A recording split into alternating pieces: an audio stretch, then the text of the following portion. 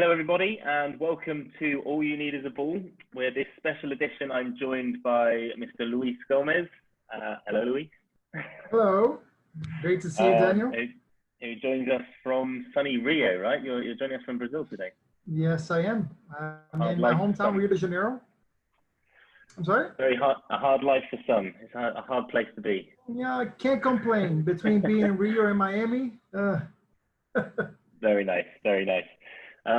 So Luiz is the founder of the World Footvolley Association, and I'm delighted to welcome you today, Luiz, to talk a bit about your sport, talk about your journey in football as well, and hopefully through this process we can inspire a few more future players to come into your sport, but also leave a bit of a awareness on other aspects of the football industry, because I think, you know, knowing from my perspective with freestyle and street football, all of these other ways of playing with the ball are often forgotten because of the size of the football industry. Yeah. So yeah, hopefully we can inspire a few people to take a new step in a new direction in the future. We're exciting pieces of the puzzle, of the football puzzle. Critical. Freestyle, foot volley, Yeah, and all the other variations. Absolutely. Awesome. So yes, let's start at the beginning for you, if that's okay, and if you could sort of, for those watching who want to get into the football industry, maybe just to understand your pathway. Yeah, how did you get involved in what you do now? I mean, growing up in Brazil, it's kind of inevitable for you to be exposed to football 24/7, and it wasn't different with me, both on a personal side and then also evolving to a professional standpoint.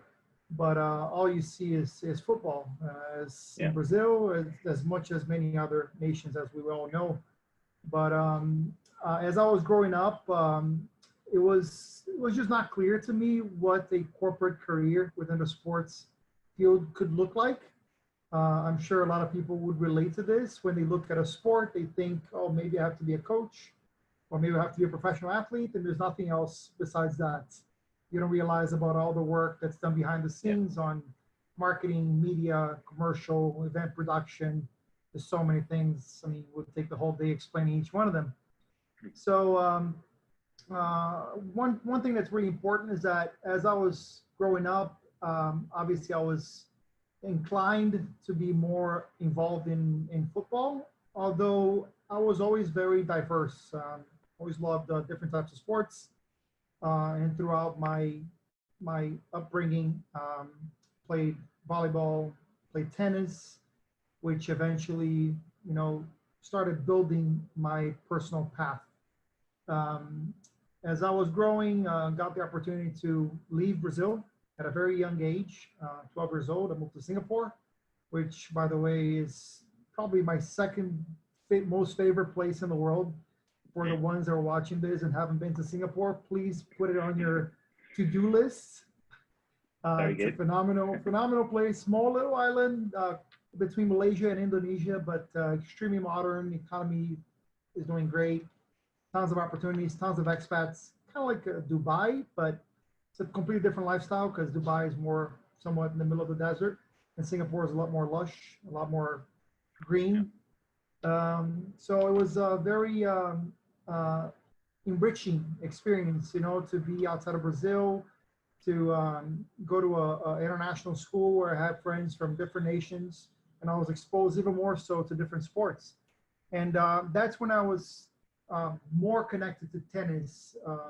Before then, I was in Brazil, more exposed to football. And when I moved abroad, I had tennis courts in the condominium I used to live in. Started playing for fun.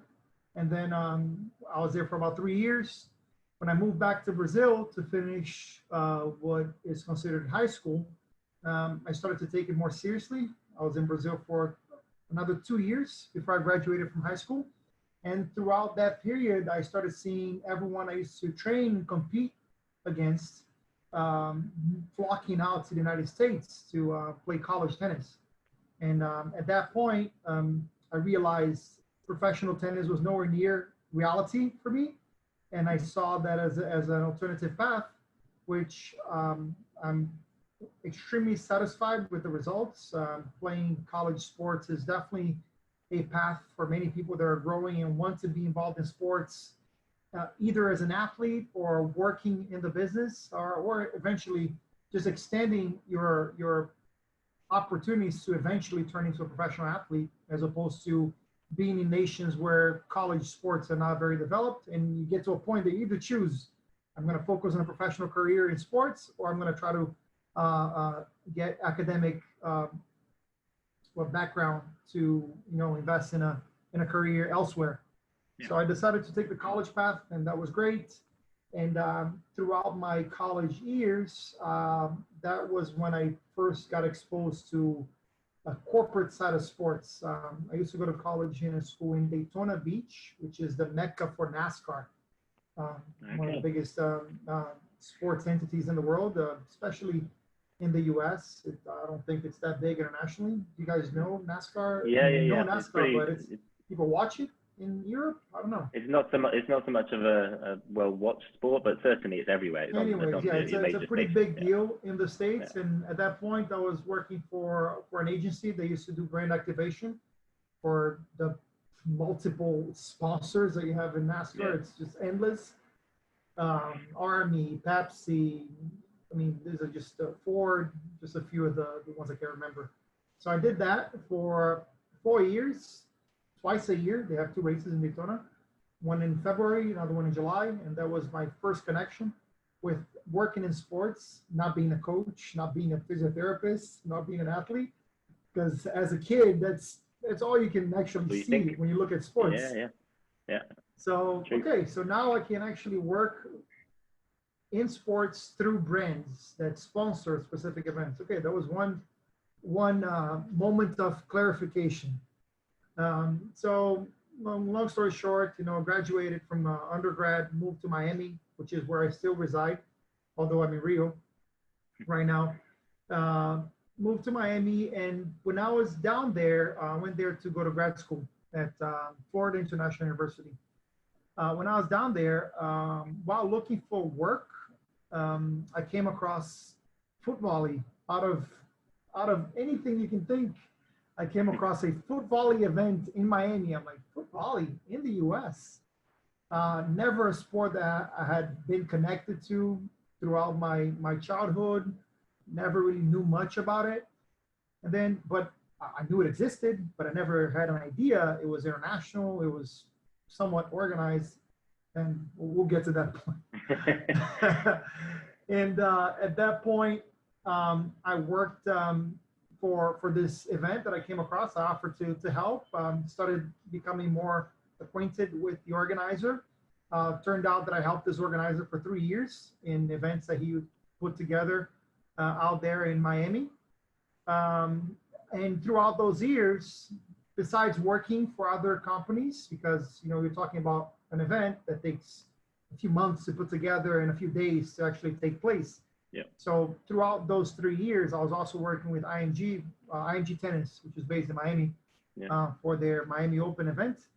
But throughout those 3 years, it was my first opportunity to immerse myself into what is the deal with Footvolley, what is the deal with developing an unknown sport. So every aspect of it, between dealing with players, dealing with event production, dealing with broadcasters, dealing with selling sponsorships, dealing with marketing, logistics, everything, you name it. I normally tell people that working events is one way for you to become somewhat of an expert in a little bit of everything, because you end up having to do a little bit of everything, especially when you're not in a well-structured organization, when you have different people to do each different thing. It's not the case in most sports that are trying to be somewhere. So throughout those 3 years, I was exposed to the sport long enough. We had one event that was international, so I got the chance to talk to other players from other countries, understand where they were at in the sport. But throughout those 3 years, I realized that the sport was nowhere near the level of organization I needed at a young age to grow as a professional in sports management. So after those 3 years, it was about 2011, I realized I had to completely focus on myself growing professionally. So focus a lot more on tennis. I decided a career path that's kind of risky and uncommon. Normally people traditionally, focus on one organization. They grow up the ladder up until you get to a director position. I didn't follow that path because I didn't want to be stuck to one organization. And opposed to that, I decided to just seek the biggest possible international events to enrich my resume and have a diverse experience. So I worked in football, I worked in volleyball, I worked in tennis, in the US, a little bit in Europe, a lot in Brazil, obviously, because I'm from Brazil. So throughout those years, Pan American Games, IMG, the first sports marketing agency in Brazil called Coctaveres, which was a partnership between Octagon and old-timer marketing guy in Sao Paulo. They actually started beach soccer. It's a very interesting topic. They actually started beach soccer, and then Beach Soccer Worldwide became partners with them. I think they still are, but the agency in Brazil doesn't have much of the operation anymore. Interesting. Okay. They were also super involved with the development of beach volleyball, and the U.S. and Brazilian teams used to play on 5,000-seater stadiums in Copacabana. I remember that from the times I was a kid. That is no longer the case because there's just so many opportunities of entertainment for people to watch, and it's hard for sports to have a spot under the sun. Yeah. But that's another conversation on its own, especially with social media now. It's too much distraction. But then long story short, kind of extending myself too much here. Throughout those years, let's say from 2009 through 2014, I worked in agencies. I worked in Pan American Games, which is something I left out. Federations, worked for a football federation in the States called CONCACAF. AVP, FIVB, I mean, many different things between volleyball, football, and tennis. Can't remember of any other sport I was involved with. But in these different organizations, event production, marketing, sponsorships, broadcasts, anyway, so I actually was able to accomplish my goal of making a diverse resume. And when I was working for CONCACAF, I was offered the opportunity to move to Rio and work for the Olympics. And during that time, it was like some dark times when you had all the FIFA scandal and everything that had to do with football, especially in the region. I was somewhat involved with. In the region, not the scandal. Let's leave that. Thanks for clarifying. Very clear. I'm nowhere near dealing with that type of level of financials. But anyways, at that point, things just clicked and it worked out perfect. So I was offered to work the Olympics as a tennis director, which in other words, they call sport manager, because there's a whole dynamic on how Olympics are run that they don't put somebody head of the sport as the event director. There's a whole idea around that. I'm not sure if you want me to get into that. It sounds if it's complex, then it's an interesting topic. In the Olympics, there's a huge understanding that you have to deliver the best possible for the least amount of money possible, which means it's not just the Olympics, it's any event. But in the Olympics, more than anything else, because there's just so many different costs. And they add up, and you're talking hundreds of millions. So I was responsible for tennis. And the whole idea of me talking about this is the fact that the position I was at for the Olympics is what a event director would be in any other tennis event. The person that's actually between the entity, in this case, in the Olympics, ITF, but throughout the world tour, it's ATP. So this person is a middleman between the agency, who's the actual promoter of the event, and the entity that's actually standardizing the event. I was in that position. I was in between the organizing committee and ITF. But they gave me a title, which I don't really care about title. I've never been that type of person, focus on status. I focus on deliverables, on results. But I wasn't able to be the person in charge of actually making sure the event was the best possible, because they kind of like split that control between the sport manager and the operations manager, because the operations manager is holding the interest of the organizing committee, trying to cut all my costs. Right, So right. I had ITF pulling my ends, saying, Luis, you have to do this, you have to do that. You know, this is tennis. We have to be at the highest possible standards. And on the other hand, I have my actual employer telling me, hey, Luis, you can't do this, you can't do that. You got to cut this, you got to cut that. So I was in between. In other scenarios, as an event director, you're trying to deliver the best possible product, because ultimately you're trying to build a reference to sell next year. Yeah. What's next year for the Olympics? Yeah, of course. Guaranteed. So it's really just about, let me deliver the best possible, because it's a one-off. Yeah. Next organizing committee is going to be 4 years from now in some other team. So there's no real focus on, let me do the best possible for that specific sport. It's let me spend the least possible for a sport that requires really high standards, which is tennis. I'm not saying other sports don't have, but you know, you expect tennis players go to a player's lounge and they expect to have, you know, cereal bars and different types of sport drinks and couches and video games and all kinds of stuff.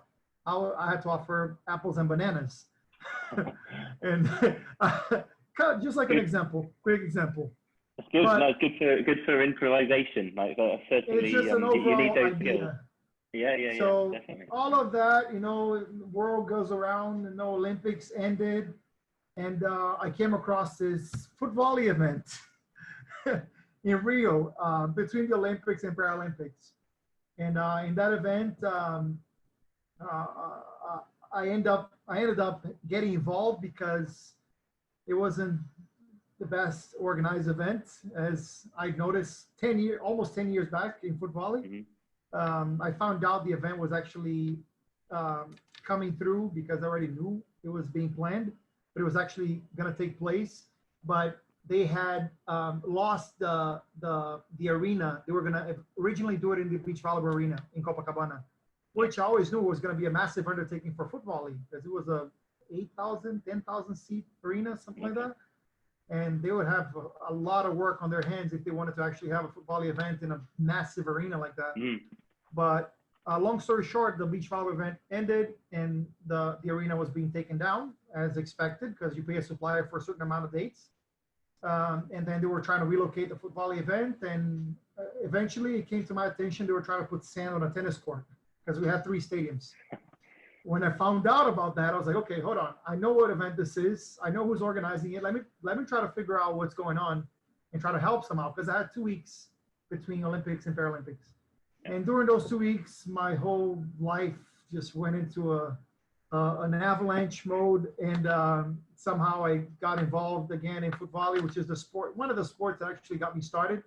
So it's an interesting story, because I ran away from Footvolley, kind of jumped away from Footvolley to kind of get more expertise on structured organizations.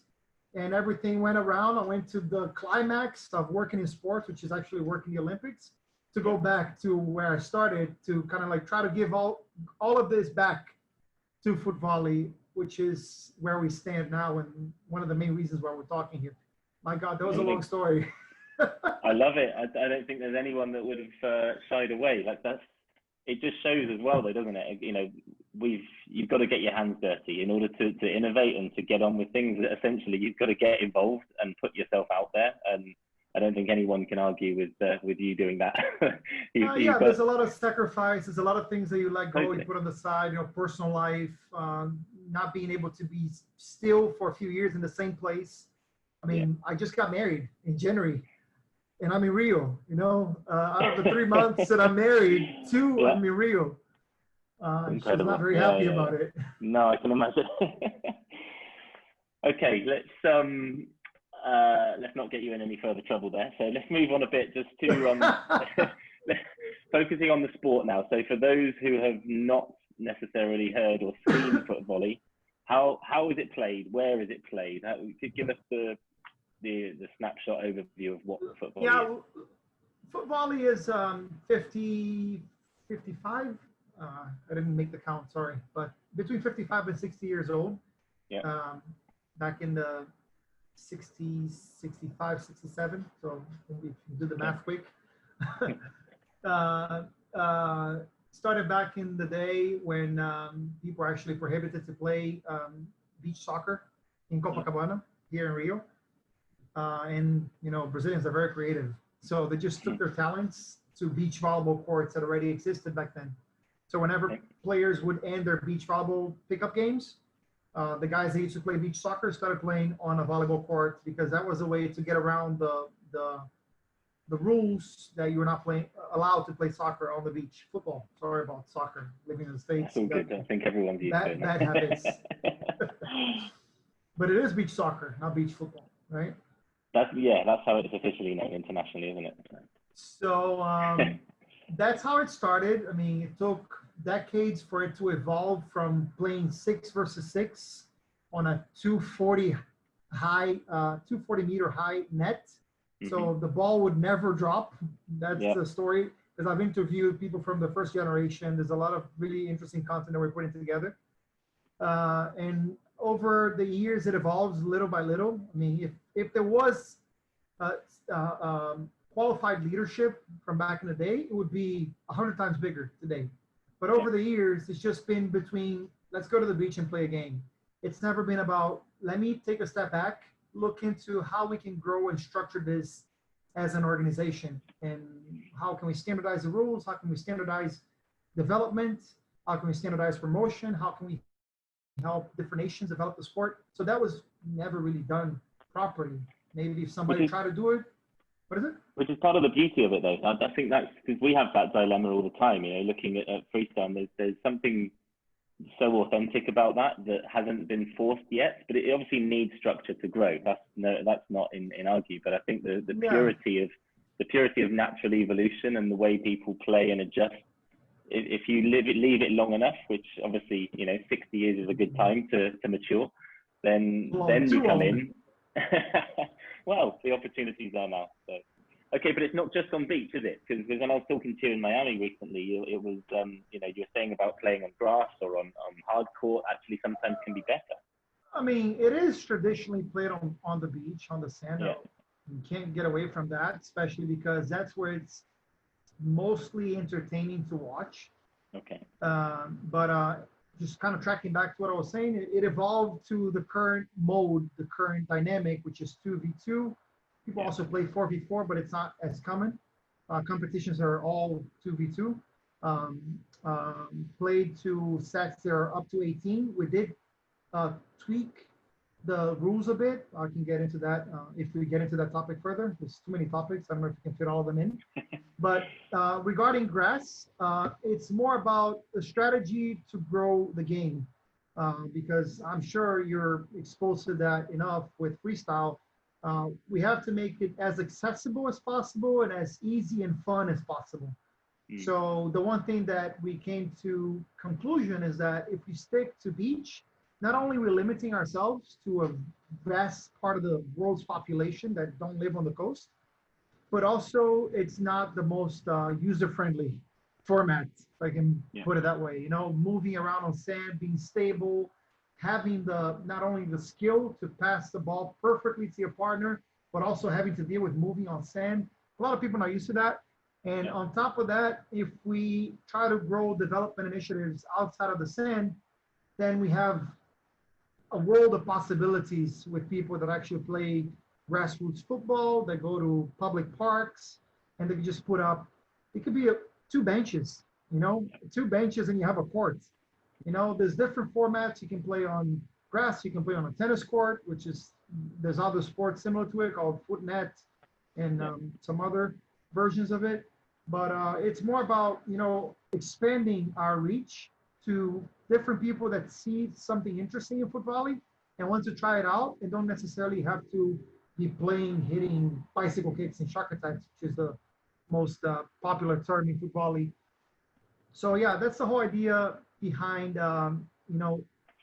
spreading our arms to kind of appeal to more people. There's grass, there is altinha, which is a term that I've always wanted to have a good word for it in English.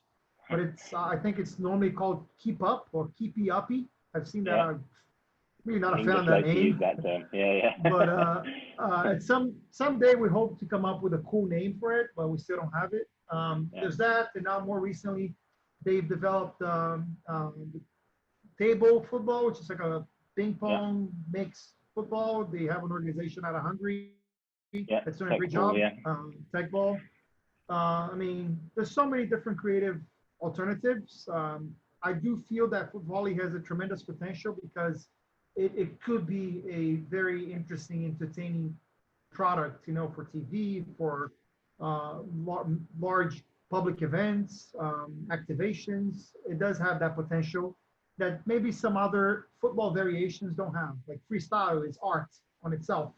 Like you're doing a presentation of the most skillful level of football. Footvolley is somewhat in that direction. It's just more of a game dynamic as opposed to performance, individual performance that freestyle is. So so the future then, go back to the rules briefly. How high is the standard net now then? Because you mentioned originally it was ridiculously high. What is it now? The traditional standards that have been played for over maybe the past 2 decades at least is 220 for men's and 2 for women, that height in meters. And the court is 9 meters on from side to side, and 9 meters from the court to the back. So 9 by 18. But we have adjusted the rules slightly to make the sport more competitive and more entertaining. Within World Footvolley events, we're implementing a new rule that some nations have already incorporated, which is having a net at 215, which is just a 5 centimeter difference, which makes a whole world of difference when it comes to the actual dynamic of the game. And the court is also slightly smaller, and it's 8 by 16, which is a traditional beach tennis and beach volleyball court size. That's also another reason why we're doing that size, because if you talk about developing the sport, we have to give people rules that are accessible in their nation. How can you possibly go to a manufacturer and say, hey, can you give me some Footvolley lines? Like, what do you mean Footvolley lines? I have beach volleyball lines. Oh yeah, that works. So that also makes the game more competitive because it's just less space for you to cover. So there's more rallies. And then the reason for the net to be a little lower is because if I make the court smaller and I leave the net height the same, people get hesitant about attacking it. So one thing that I noticed over the time, it makes the game more aggressive, more entertaining to watch. Awesome. Thank you.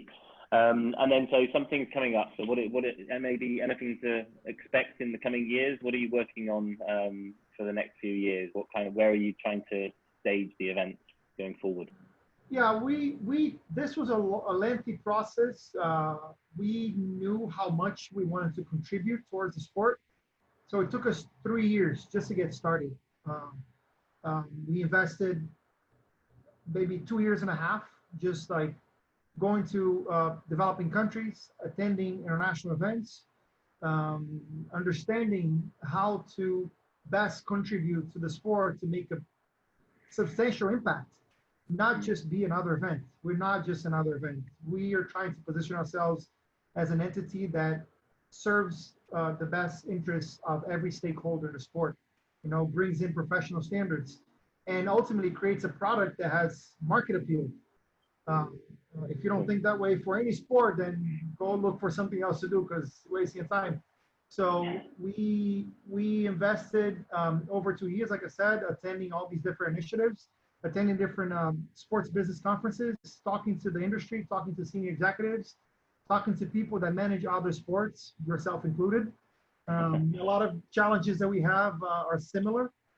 And also understanding how we can be a part of the sport, as making that very clear. We're trying to be a part of the sport. We're not trying to force everybody to accept our ways. If other people want to do things different ways, they're more than free to do so. We're not trying to take ownership of the sport. We're trying to do the best possible job. People can perceive us however they want, business and institutionally wise. So open source approach. I like it. So that's the only way to deal with it.